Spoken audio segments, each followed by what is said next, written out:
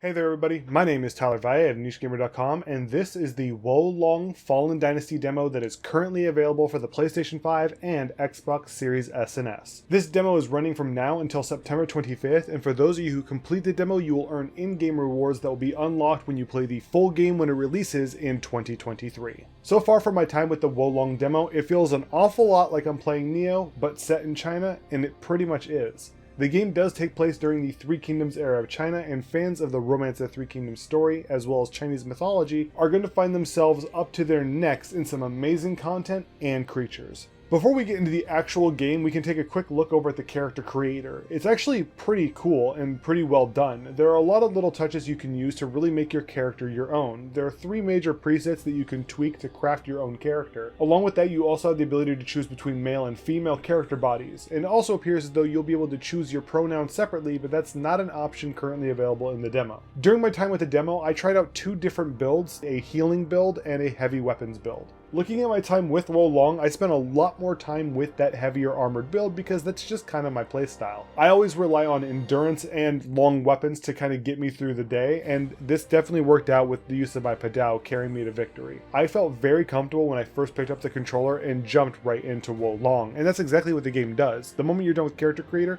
there's no cutscene, you're right into the game. While the gameplay doesn't feel difficult, one thing I realized is just how dangerous it was when you fight more than one enemy at a time. I very easily became overwhelmed just running into 2 bandits at once. You'll start out the demo fighting against members of the Yellow Turbans, a Taoist cult that turns into mountain bandits, but before long you're going to be running into zombies and other monsters as you journey through the mountains. You'll eventually come across banner stands, places where you can put your war banner down to spread your own influence. You can pray at these banners too and do all the things that you would at a normal bonfire. As you push through the level, you'll find more of these war banners out there, and when you put down a new banner, your overall fortitude will raise along with it.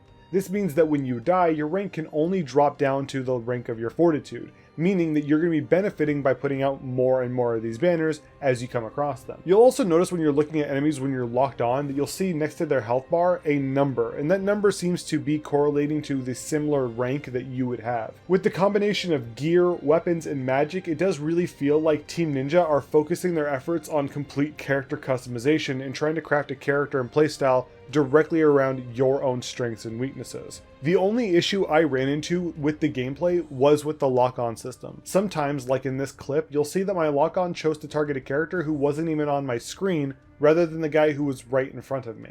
I also sometimes ran into issues when I was trying to pick up stuff on the ground, mostly trying to open up chests. For some reason, the lining up of my character model just never felt like it was perfectly there, so sometimes it would just take a couple attempts.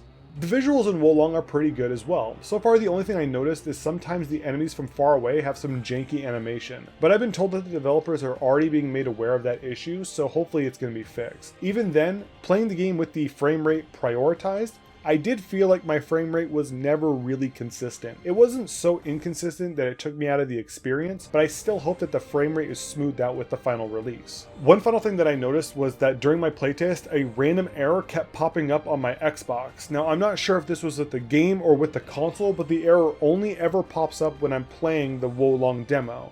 The error never closed the game for me though, so it was okay that I just could keep jumping back into the demo without it really messing with me too much. I really enjoyed my time with the Wo-Long demo. I'm hoping to be able to finish the demo before it closes on its closing day on September 25th. Even if I don't finish the demo, I know fully well that I'm going to be picking this game up day 1 and preparing myself for multiple playthroughs as soon as possible. I don't think I've ever been this excited for a Souls-like or Neo-like game before. The setting just seems to be right up my alley.